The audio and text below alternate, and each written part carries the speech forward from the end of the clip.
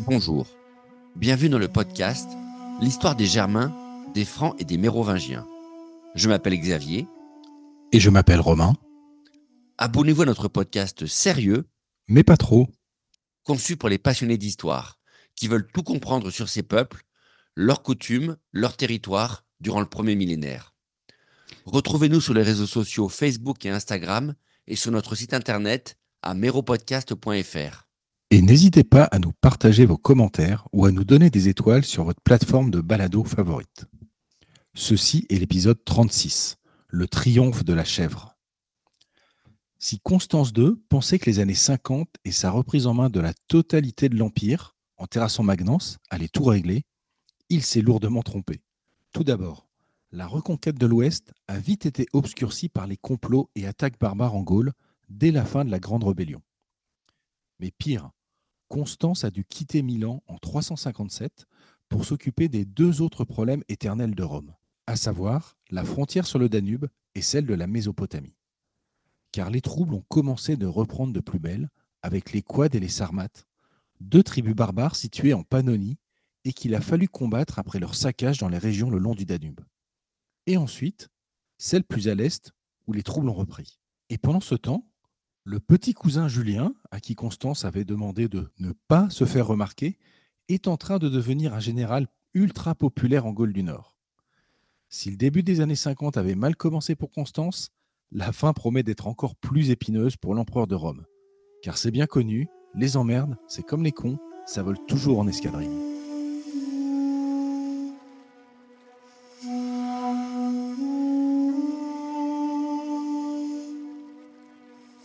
Constance, retranchée dans son palais à Constantinople fin 359, ne veut plus entendre d'excuses pour justifier qu'on n'obéisse pas à ses ordres. La situation critique exige que tout le monde se retrousse les manches de la toge et il n'est sûrement pas d'humeur à tolérer la moindre désinvolture. Lui qu'on considère comme invincible, lui qui a passé toute sa vie à se battre pour maintenir cet empire romain uni, qui a surmonté à peu près toutes les guerres, toutes les rébellions et tous les raids de barbares depuis presque 25 ans, se retrouve une nouvelle fois au bord du précipice au mois d'octobre 359. Et il n'est pas d'humeur à accepter la moindre contrariété supplémentaire. Car il a à peine eu le temps de régler les problèmes d'attaques barbares sur le Danube que les hostilités ont repris avec la Perse. L'empereur sassanide a franchi le Tigre en Irak moderne en 358 et a commencé une guerre en bonne et due forme cette fois. Une vraie guerre, avec des armées régulières et de milliers d'hommes de part et d'autre pour se disputer le contrôle de la Mésopotamie du Nord. Et une guerre que Constance est en train de perdre. Les troupes romaines ont été dominées par les Sassanides qui viennent de réduire en cendres une forteresse majeure des Romains du nom d'Amida en octobre 359, quelque part dans l'est de la Turquie moderne. Une victoire où ils ont anéanti une armée romaine de 30 000 hommes et qui leur a ouvert grand la route de l'Ouest pour la prochaine saison. Pour Constance, il faut parer à l'urgence et colmater cette brèche qui menace de faire s'écrouler tout l'Empire. Toutes les forces vives, toutes les provinces doivent être mobilisées immédiatement pour cet objectif critique. Constance ne veut pas entendre d'excuses ou de oui mais de la partie ouest de son empire en 359. Pas de manœuvre dilatoire sur le fait que la menace des barbares sur le Rhin reste réelle. Ou que ça va être difficile de lui envoyer des troupes supplémentaires, car les soldats gaulois ne sont pas motivés pour venir se battre sur le front Est. D'ailleurs, au fameux siège d'Amida, qui vient de se terminer en catastrophe, ces fameuses troupes gauloises, probablement des barbares d'Empire d'ailleurs, venant de l'armée de Magnence et intégrées à la fin du conflit de 353, se sont révélées les plus braves d'entre toutes et ont même failli retourner la situation en sa faveur. Une action commando incroyable, où les Occidentaux ont réussi à pénétrer dans le camp des Perses de nuit, égorger une partie des gardes et quasiment mettre la main sur l'empereur sassanide. Un beau morceau de bravoure qui aurait pu renverser le sort de la guerre. Mais l'histoire n'a pas tourné comme ça finalement, et le siège d'Amida a fini en déroute absolue pour les Romains quelques semaines plus tard. Pour Constance, c'est maintenant et tout de suite qu'il a besoin de renforts de l'Ouest, pas dans 10 ans. La vérité, il fait un peu de la peine, la Constance. Je ne sais pas s'il était grand, blond et avait une galigaï rouge, mais il enchaîne les tuiles à une vitesse. 25 ans de règne, 25 ans de guerre. Pas une minute sans un nouvel ennemi pour te faire chier et te forcer à retraverser tout l'Empire d'un bout à l'autre sans arrêt. Honnêtement, début 360, avec un désastre pareil pour couronner le tout, on se doute que Constance doit déjà commencer à en avoir plein les sandales. Jusque-là, il s'est toujours montré prévoyant et organisé pour la guerre, montant patiemment les plans les uns après les autres, et on ne le voit sûrement pas abandonner la clé de ses succès retentissants, à savoir mobiliser les troupes de son immense empire pour constituer et mettre en place la plus grande armée possible et ne rien laisser au hasard en ne laissant aucune chance à l'adversaire. Mais on imagine que c'est une autre chanson pour Julien, non? Julien est littéralement accablé dans son quartier général lorsqu'il comprend que ses troupes vont devoir prendre le chemin de l'Est, début 360. Lui qui a tout surmonté depuis le premier jour, qui a dû tout rebâtir en Gaule en partant de zéro. Les villes, les fortifications, les armées, l'économie. Et après ce travail de titan, on a encore le toupet de lui demander de tout sacrifier une nouvelle fois pour le bien-être de l'armée d'Orient. On croit rêver. Julien n'avait pourtant rien demandé à personne avant qu'on ne le propulse César 4 ans plus tôt. Lui qui avait toujours tout fait pour plaire au sociopathe qui lui sert de cousin et d'empereur. Lui qui avait dû accepter de quitter la Grèce et ses études pour subir toutes les humiliations et les privations afin de rebâtir les provinces de Belgique et de Germanie. Lui qui a dû se débarrasser des sbires de Constance, missionnés pour le surveiller, mais travaillant contre lui, au point qu'il a dû se passer d'eux et de leurs troupes pour se donner une chance de réussir sa mission en ne comptant que sur lui. Julien a conquis sa place de César à la force de son poignet, littéralement, en chassant les bandes les unes après les autres, quitte à employer les pires moyens, comme de recruter des chasseurs de tête, comme Charieto, en négociant, voire en rusant avec les roitelets des différentes tribus, comme les Saliens et les Chamaves, qu'il a bernés pour mieux les écraser séparément et par surprise en 358. Ou en tentant le tout pour le tout, comme durant la bataille de Strasbourg, où il a su vaincre une armée 3 fois plus grosse lors de l'un des plus grands affrontements de toute l'histoire romaine sur cette frontière. Et tout ça, cette œuvre entière, il l'a fait pour la gloire de Constance, pour protéger et sécuriser son empire, au mépris de son propre confort, de sa sécurité et de sa propre fortune. Et malgré toutes ces victoires, toutes ces traces de fidélité pendant des années, Julien sait parfaitement ce qu'on dit de lui à la cour. On le traite de mou, de peureux, d'efféminé. Son surnom à Constantinople, avec l'entourage de Constance, c'est la chèvre, à cause de sa barbe et de son élocution hachée. Et Constance, depuis des années, laisse dire, laisse ses conseillers se moquer de lui ou lui envoie des gardes chiourmes pour surveiller ses actes ou pourrir son action et saper continuellement son autorité sur le pays. Mais cette fois, Julien se dit que trop, c'est trop, que le nouveau caprice de l'empereur, son cousin, va faire basculer tout le pays dans la révolte. Personne, aucun de ses soldats ne veut partir pour l'Est.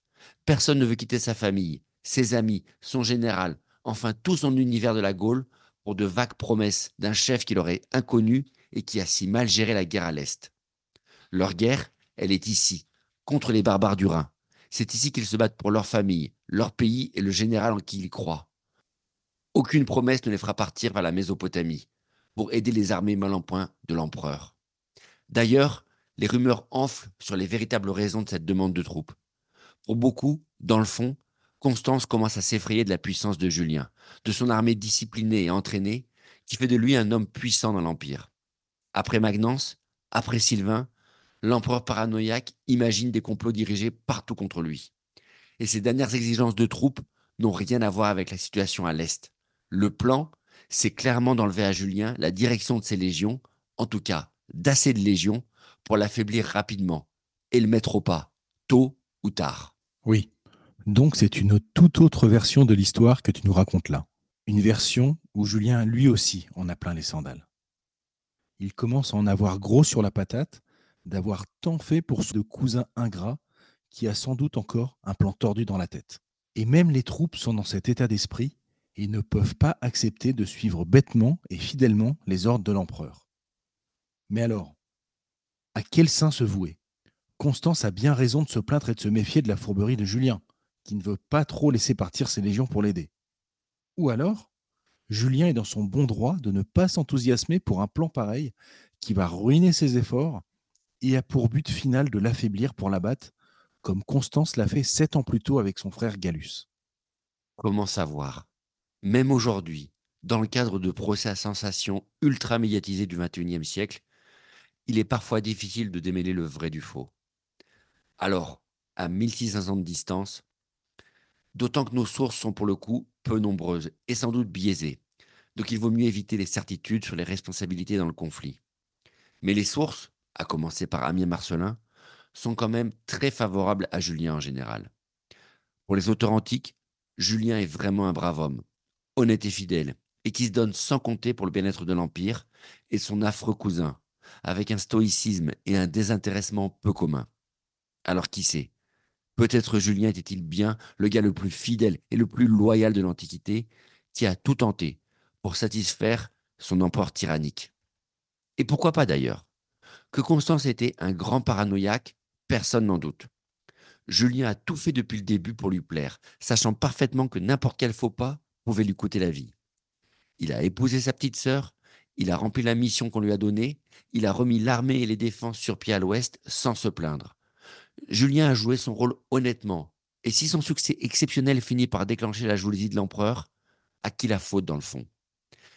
Est-ce que c'est si difficile à croire qu'il n'est finalement que la victime d'un paranoïaque meurtrier comme son cousin, sous prétexte qu'il est sérieux, compétent et efficace, et commence à lui faire de l'ombre? Mais la théorie inverse est tout aussi vraie. Julien a effectivement rempli toutes ses missions, mais il a aussi tout fait pour se constituer une sacrée base de pouvoir personnel. L'outsider sans réseau et sans amis a su jouer de main de maître pour s'imposer à l'ouest. D'abord en écartant les officiers que Constance avait placés près de lui et s'imposer comme le seul chef. Ensuite, en remettant la province à flot économiquement. Enfin, en nettoyant les bandes de pillards, en ramenant la sécurité sur le territoire et en remettant le commerce en route. Tout ça fait de lui un homme extrêmement populaire dans les villes et les campagnes de la Gaule. Un César soutenu par toute la population. Et puis, il a aussi réussi à se constituer une armée de choc, en menant des opérations à succès contre les Alamans, en prouvant qu'il est un général efficace avec ce qu'il faut de fourberie et qui sait faire gagner les troupes et donc les enrichir.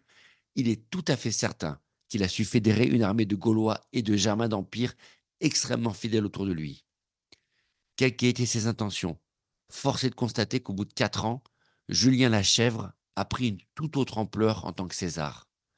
C'est le maître incontesté d'une grande région, à nouveau prospère. Une région qui ne jure plus que par lui et qui se fiche comme d'une guigne de ce qui se passe à l'Est.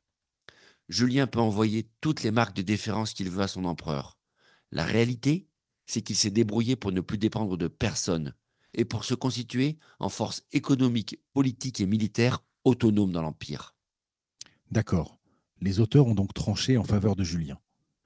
Mais en fait, rien ne prouve qu'il y ait forcément un gentil et un méchant dans l'histoire. D'ailleurs, les deux théories ne sont pas forcément antinomiques. Et oui, Xavier, moi aussi je connais des mots compliqués. Peut-être que Julien a bien voulu être fidèle un moment, mais comme ce n'est pas un gros naïf non plus, il a aussi commencé à préparer à se défendre. Et peut-être que Constance avait sincèrement besoin d'aide à l'Est, mais que si au passage il pouvait aussi couper l'herbe sous le pied de son cousin, ce n'était pas un si mauvais deal que ça. Tout compte fait, on soupçonne les deux d'avoir mutuellement des arrière-pensées. Et peut-être que c'était exactement ça. Et s'il y avait deux méchants dans ton histoire? Et oui. Et puis n'oublions jamais que les auteurs romains ramènent souvent les événements aux ambitions et aux conflits personnels. Mais à la réflexion, Julien ne serait sûrement pas le premier dirigeant de l'Ouest à devoir réaliser que les intérêts immédiats de sa province ne sont pas alignés si clairement que ça avec l'intérêt supérieur de l'Empire. Le conflit entre Auguste et César est aussi fondamentalement un conflit entre deux forces toujours en opposition dans l'Empire romain depuis qu'il a pris son extension gigantesque à la fin du 1er siècle avant Jésus-Christ. Les volontés autonomistes de chaque région face aux nécessités imposées par le pouvoir central pour l'intérêt général de l'Empire. Pour parler clairement, les problèmes de Constance à l'Est sont réels. L'Empire est effectivement en grande difficulté en Mésopotamie à la fin 359. Mais concrètement, il n'est pas évident que les provinces de Gaule ou de Britannie, que ce soit leur population autochtone comme les barbares d'Empire installés sur place, en avaient vraiment quelque chose à faire. Leur seule priorité, la seule chose qui devait les obséder, c'était bien leurs propres problèmes, sur le Rhin. La situation en Mésopotamie au IVe siècle, ça ne devait pas empêcher beaucoup d'hommes de l'Ouest de dormir si on est réaliste, militaires comme civils. En tout état de cause, on comprend bien qu'au tournant de 360, Julien lui-même a d'autres préoccupations sur les bras pour sa région et sa population. Car la reconstruction de sa province qu'il a initiée, la remise en ordre économique et militaire, s'accompagne de quelques changements d'ailleurs, qui vont influer pas mal sur le cours de notre histoire. Et notamment, la petite réforme de Julien qui va avoir de grandes conséquences. C'est le choix de sa capitale de province, bien sûr. Car Julien a choisi d'installer son quartier général et sa résidence d'hiver à Lutèce, propulsant la cité romaine à un niveau de rayonnement inattendu. Alors, ne vous faites pas de grandes idées sur Paris, qui n'est plus à l'époque qu'une petite cité sans plus d'éclat que n'importe quelle autre ville moyenne de la Gaule. D'ailleurs, la ville romaine du 1er au 2e siècle s'est probablement rétractée depuis la crise du 3e, centrée derrière les remparts de l'île de la Cité, selon les propres écrits de Julien. Le gros de la ville de Lutèce tient principalement sur cet îlot relié aux deux rives par des ponts de bois. Et le reste de la rive gauche, s'il reste probablement occupé encore au IVe siècle, n'a sans doute plus le même éclat ou la même dimension que par le passé. Alors, qu'est-ce que Julien est venu fabriquer à Paris exactement, dont le vieux nom de Lutèce semble être en train de disparaître au profit de ce nouveau nom? Le plus probable est que le choix de cette capitale est la combinaison de deux facteurs. Alors, d'abord, il y a son côté facile à défendre. On peut facilement comprendre qu'après l'expérience de l'hiver 356, où Julien a bien failli y passer entre les mains de Germain qu'il avait assiégé dans la ville de Sens, un quartier général mieux protégé et plus loin des frontières tenues par les barbares devait être tentant. Paris n'est pas facile à prendre d'assaut avec sa configuration défensive combinant les remparts et la Seine et disposant d'une réserve infinie d'eau potable avec le fleuve. Un sacré défi à relever pour des barbares plus connus pour leur mobilité que pour leur technique de siège d'ailleurs. Et puis, au-delà du côté facilement défendable, la ville se situe à un carrefour stratégique idéal pour intervenir sur tous les fronts du Rhin. Regardez une carte moderne et pointez toutes les villes stratégiques pour l'époque qui sont restées quasiment les mêmes 2000 ans plus tard. À peu de choses près, si vous cherchez un point central qui se tient à une distance presque semblable de Bâle en Suisse, où sont les Alamans, Cologne-Mayence en Allemagne, où on trouve les deux bases militaires principales contre les Germains, et Nimègue, aux Pays-Bas, supplanté de nos jours par la cité voisine de Rotterdam, où on trouve les Saliens et Chamaves, vous verrez précisément pourquoi Julien s'est installé dans cette petite cité. En traçant avec le Rhin un arc de cercle qui relierait les Alpes à la mer du Nord, le centre virtuel se trouve à peu près précisément à l'endroit exact où se situe la capitale française moderne. Petite cause, grands effets. D'un siège lambda des Alamans de la ville de Sens, où Julien manque de crever parce que son numéro 2 décide de ne pas se fatiguer à venir le secourir à l'hiver 356, et bam, voilà la petite ville méconnue qui devient une place majeure pour l'Empire romain, avant de devenir la capitale qu'on connaît. Et c'est au bord des marécages, côté ouest de l'île de la Cité, que Julien installe son quartier général et fait de la forteresse son palais. Un palais, d'ailleurs, enfoui sous la Sainte-Chapelle et le palais de justice de Paris. Un bel exemple d'effet papillon, tout ça. En attendant, c'est là qu'à l'hiver 360, Julien reçoit les nouvelles de son cousin qui a besoin de renforts à l'Est. Puisque c'est un peu ça la grande nouvelle qui va mettre le feu aux poudres, n'est-ce pas? La requête est simple pourtant.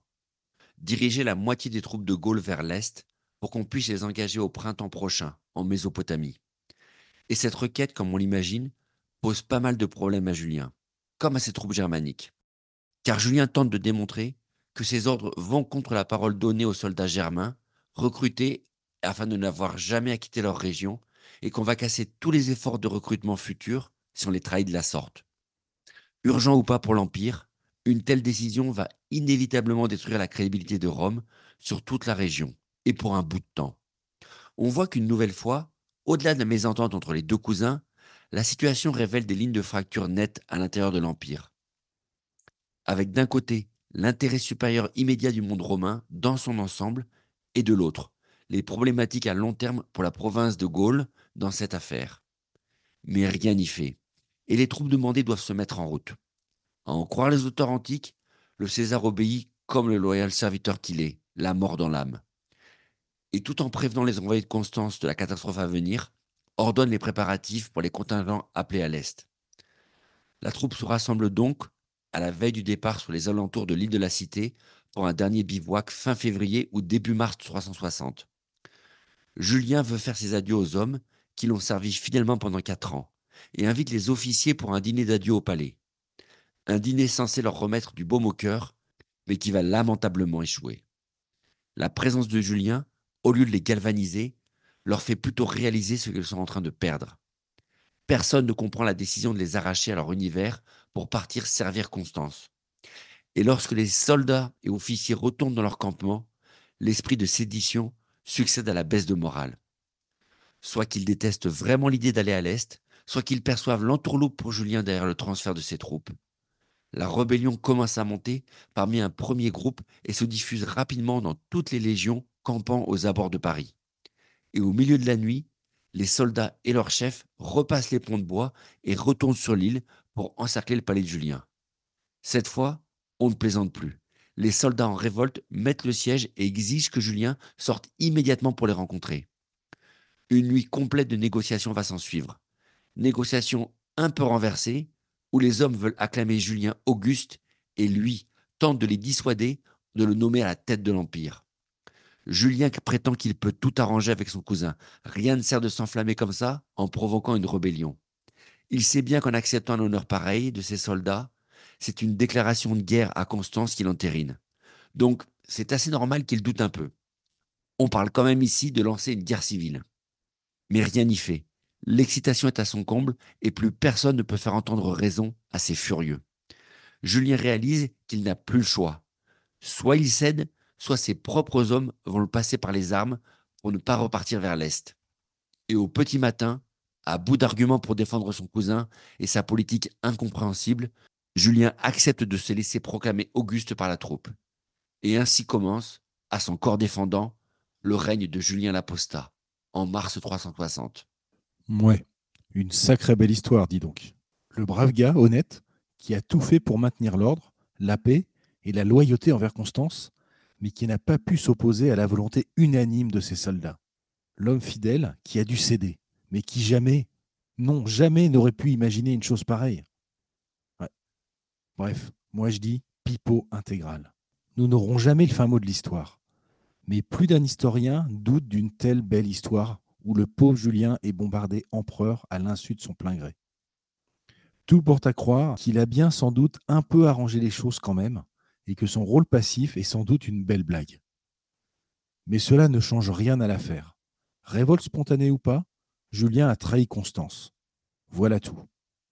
Une belle trahison qu'on peut maquiller sous toutes les bonnes raisons du monde, comme le font tous les traîtres depuis l'aube de l'humanité. Julien a finalement choisi, de son plein gré ou pas, de ne pas se laisser dépouiller de ses troupes par son cousin et de se rebeller contre lui.